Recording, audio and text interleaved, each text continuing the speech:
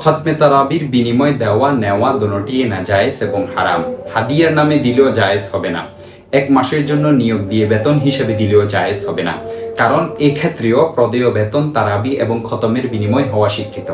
মোট কথা, খতমে তারাবির বিনিময় গ্রহণের জন্য হিলা অবলম্বন করলেও তা জায়েজ হবে না, জায়েজ হবে না, জায়েজ হবে না, হারাম। কারণ খতমে তারাবি খালেস একটি ইবাদত, যা নামাজ ও রোজার মতো ইবাদতে মাকসুদার অন্তর্ভুক্ত।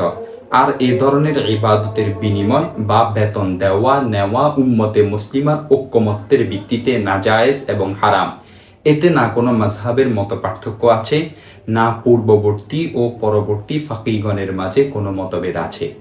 ইমামতির বেতন ঠিক করা এবং তা আদায় করা যদিও পরবর্তী ফাকিহগণের দৃষ্টিতে এটি জায়েজ, কিন্তু খতমে তারাবির বিনিময়টা ইমামতির জন্য হয় না, বরং তা মূলত খতমের বিনিময় হয়ে থাকে।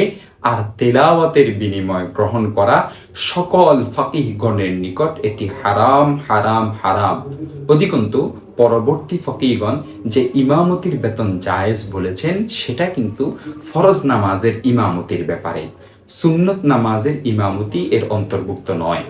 আর হাফেজদের দেওয়া বিনিময়কে জায়েজ করার জন্য হিলা অবলম্বন করা, যে শুধু রমজান মাসের জন্য তার উপর 2 অথবা 1 ওয়াক্ত নামাজের দায়িত্ব থাকবে, এটা একটা বাহানা মাত্র, যা পরিহার করা জরুরি। কারণ এই হিলার কারণে যে বিনিময়টা তাকে দেওয়া হচ্ছে, হিলা করে যে বিনিময়টা তাকে দেওয়া হচ্ছে, এটি ফরজ নামাজের ইমামতির জন্য যদিও দেওয়া হচ্ছে, আর তারাবির খতম সে বিনিময়হীনভাবে করে দিচ্ছে, যদিও এটা বাবা হচ্ছে, ধরে নেওয়া হচ্ছে। কিন্তু আপনার মনকে একটু আপনি প্রশ্ন করুন, যদি ওই হাফেজ সাহেব যা তার উপর অর্পিত হয়েছে দায়িত্ব ফরজ নামাজের ইমামতি, সেটি যদি তিনি গুরুত্বের সাথে আদায় করেন আর খতমে তারাবিতে অংশগ্রহণ না করেন, তবে কি তাকে ওই বিনিময় দেওয়া হবে যা খতমে তারাবি পড়ালে দেওয়া হতো? এই কথা সুস্পষ্ট যে কখনো তা দেওয়া হতো না তাকে।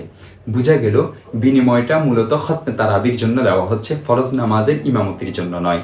এজন্য আকাবিরের অনেকেই এই হিলা প্রত্যাখ্যান করেছেন, আর দলিলের ভিত্তিতেও তাদের ফতুয়া সহি। দেখতে পারেন এমদাদুল ফাতাওয়া 1 নং খণ্ড 322 নং পৃষ্ঠা, এমদাদুল আহকাম 1 নং খণ্ড 664 নং পৃষ্ঠা। সার কথা হলো, কোরআন তেলাওয়াত বিশেষত যখন তা নামাজে পড়া হয়, একটি খালেস ইবাদত, যা একমাত্র আল্লাহ তাআলার সন্তুষ্টির জন্য হওয়াই চাই। তাতে কোনো দুনিয়াবি উদ্দেশ্য শামিল করা এটি গুনাহ। রহমান ইবনে শিবলি রাদিয়াল্লাহু তাআলা থেকে বর্ণিত, তিনি বলেন, আমি রাসূলুল্লাহ সাল্লাল্লাহু আলাইহি ওয়াসাল্লামকে বলতে শুনেছি যে, তোমরা কোরআন পড়ো, তবে তাতে বাড়াবাড়ি করো না এবং তার প্রতি বিরূপ হয়েও না। কোরআনের বিনিময় বক্ষণ করো না এবং এর দ্বারা সম্পদ কামনা করো না। দেখতে পারেন মুসনাদে আহমদ 3 নং খণ্ড 428 নং পৃষ্ঠা, মুসান্নাফে ইবনে আবি শাইবা 5 নং খণ্ড 240 নং পৃষ্ঠা। হুসাইন রাদিয়াল্লাহু তাআলা আনহু থেকে বর্ণিত, তিনি বলেন, রাসূলুল্লাহ সাল্লাল্লাহু আলাইহি ওয়াসাল্লামকে বলতে শুনেছি যে, তোমরা কোরআন পড়ো এবং আল্লাহ তাআলার কাছে প্রার্থনা করো। তোমাদের পরে এমন জাতি আসবে যারা কোরআন পড়ে মানুষের কাছে প্রার্থনা করবে। দেখতে পারেন মুসনাদে আহমদ 4 নং খণ্ড 437 নং পৃষ্ঠা, জামিউত তিরমিজি 2 নং খণ্ড 119 নং পৃষ্ঠা। হযরত আব্দুল্লাহ ইবনে মাকিল রাদিয়াল্লাহু তাআলা থেকে বর্ণিত, তিনি এক রমজান মাসে লোকদেরকে নিয়ে তারাবির নামাজ পড়লেন। এরপরে ঈদের দিন ওবাইদুল্লাহ ইবনে জিয়াদ রাহমাতুল্লাহি আলাইহি তার কাছে এক জোড়া কাপড় এবং 500 দিরহাম পাঠালেন। তখন তিনি কাপড় ও দিরহামগুলো এই বলে ফেরত দিলেন যে, আমরা কোরআনের বিনিময় গ্রহণ করি না। মুসান্নাফে ইবনে আবি শাইবা 5 নং খণ্ড 237 নং পৃষ্ঠা। আরো দেখুন ফাতাওয়ায়ে শামি 6 নং খণ্ড 57 নং পৃষ্ঠা। আরো দেখতে পারেন তানকিহুল ফাতাওয়ায়ে হামিদিয়া 2 নং খণ্ড 137 নং পৃষ্ঠা এবং 138 নং পৃষ্ঠা। আল ইখতিয়ার 2 নং খণ্ড 62 নং পৃষ্ঠা।